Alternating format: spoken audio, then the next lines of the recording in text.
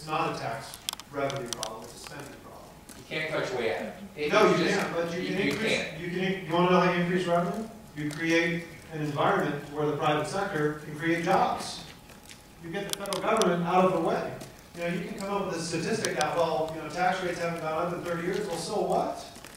We're not able to create jobs in this country to create more taxpayers in this country. And see, this is the reason that I signed on early on in my candidacy to Herman Cain's 999 plan. We have people not paying taxes in this country, low and high income people not paying taxes in this country, who need to pay taxes. Well, that's a revenue source. That is a revenue source. Okay, it is one fix. But if you want to create more revenue in this country, you allow the private sector to create jobs. You can't do it with this overburdening regulation in place in this country. We have. So let me ask a follow-up. So you would raise taxes on the poor? No, I would expect everyone who utilizes the same service that I utilize to pay something. That's a good loaded question, but no, I wouldn't raise taxes. And you know, the reality is, baseline budget, I've said it 3 times now, this government is fundamentally flawed in the way it does business. So you're going to get academics who sit on the Hill and say, well, we can't make cuts without, we have to increase taxes. No, you have institutionalized bureaucrats in this country who don't know what it's like to work in the real world, and it has to come to an end. You have to elect people to go to Washington to hold those individuals accountable. You know, taxing the rich plays well. They tested that phrase. Obama in the White House, they're not stupid. That plays well. But here's the thing you got to understand about income tax when you talk about who's paying. You're taxed 4,700 different ways. Income tax is just one part of it. Go look at your telephone bill. Go look at your TV bill. Go put a license on your dog. They tax everything that moves in this country, and they continue to tax everything. And this country wasn't founded on that. We had a revolution against the British because of taxation. You're entitled to the fruits of your labors, and if you think for 1 minute the government's going to take your money and spend it wisely, you're wrong.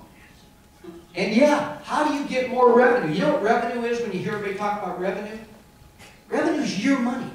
That's tax dollars going to Washington, D.C. They call it revenue back there. I won't. It's your tax dollars. Hard money that you're earning, that you're sending back there. They want more of it. Okay? And the way they do get more of it, you heard up here, is when the economy gets going again, the revenue stream will be big. When Bush was the president, even though they wanted to criticize him, we had like 51 straight months where employment grew and the revenue stream was huge. Your tax dollar, it was huge. And that's how it comes back again. Now, things you want to cut, I'll tell you some things we need to cut. There's 190 countries recognized by the United Nations, and I think we give money to 150 of them. How do you feel about giving Egypt $1.5 billion? They're our sworn enemies. They're sworn enemies of Israel. How about Pakistan? They hate us. They just put the doctor in jail that served up Obama or Osama bin Laden. We give them $2 billion a year. $2 billion a year we give them. And you know what Hillary Clinton and our president said? If you let that doctor go, we'll give you another $2 billion. Yeah, Rand Paul, who I love, by the way, is doing a great job. He said, hey, let's give him nothing. You go on my website, I got another one. One of your NBC stations. Is that red light blinking again? I'm just getting started.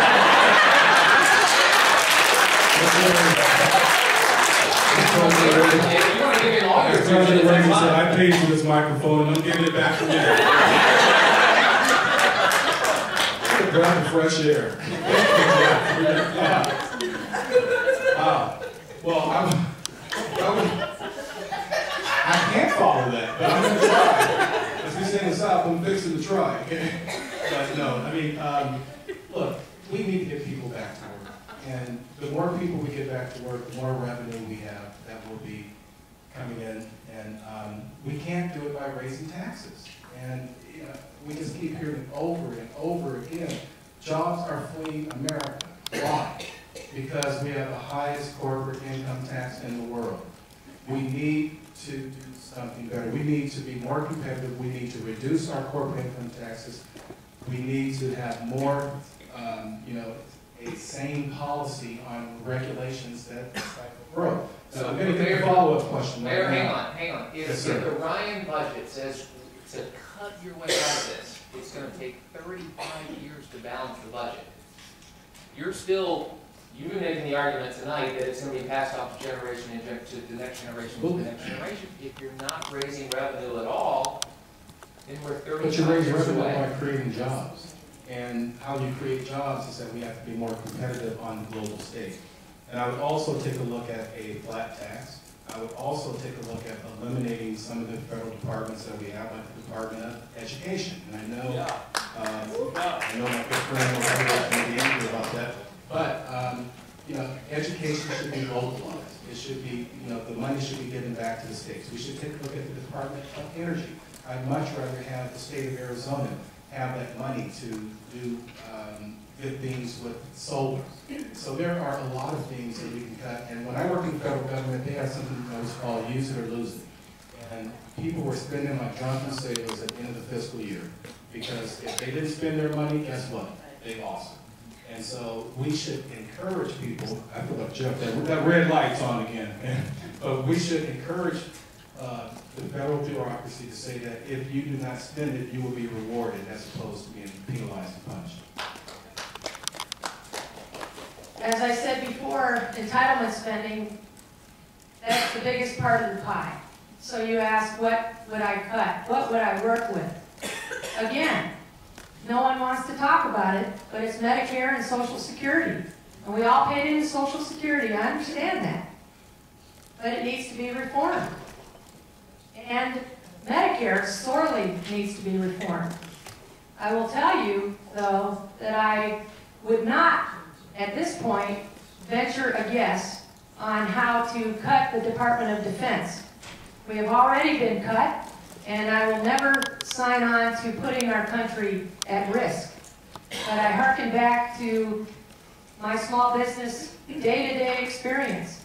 If you can't afford it, you don't buy it. I have 7 vehicles. They're all 10 years old or more. We bought them used. They each have over 200,000 miles on them, and we keep getting them repaired. Why can't government do that? That's what I ask. Why can't government do what the rest of us have to do? I can't print money. I don't get a bailout. I don't get a stimulus. I have to make it work with a very sharp pencil. Why can't government do that on a grander scale and with someone at the helm who has to do it every night? Would you reform the tax code? I would if I could, absolutely. I would make more people have to pay taxes because with anything, ownership in whatever you're doing makes the product and the quality go up. If you have people in the country who are paying into the system, they're going to care more about their country. And finally, thank you for helping me remember. I would do everything I can to eliminate the withholding. If you have to pay every quarter or every month and write a check to Uncle Sam, you're going to have a lot more skin in the game. Again, Simpson Bowles and the Ryan plan talked about even cutting or increasing taxes. David Schweiker teamed up with Senator from Utah, Senator Lee, and talked about growing the economy. It's a novel approach. So the cuts that have to happen there, they're very similar in chamber. It's the corporate income tax, 35% right now. You take the state of Arizona, we won't talk about city chamber taxes. That's about 40%. Okay, so let's bring that down. And the president is talking about that. Governor Romney's talking about it as well. But that's the adjustment that has to happen. The corporate income tax is to owners. They create jobs. Again, they want to be labor at the Intel store, but it's proof right here in this city that that's happening. That's what. Okay, so that's corporations. 7% of our employees are small business owners. So we need to look at the corporate or the non-corporate tax, individual tax being adjusted as well. Those 49% of the people that don't pay any federal income tax, they need to pay. Whether you want to call that tax and or not, I can't call it that. All I know is this. They live here, we all live here, everybody needs to pay a commensurate share of their tax, the federal income tax. So the bottom line is this, I'm going to sound like a broken record. We don't look to the government, we look to the private sector. We ask them what they need. The way corporate taxes, lower those corporate taxes, because that creates jobs. We want to talk about repatriating all that money to offshore manufacturers. Let's lower the tax rate, see what happens. Along with that is the regulatory environment, we got to make sure that's not onerous, that doesn't block them. But again, two things, there's the biggest impediments to manufacturers and big business.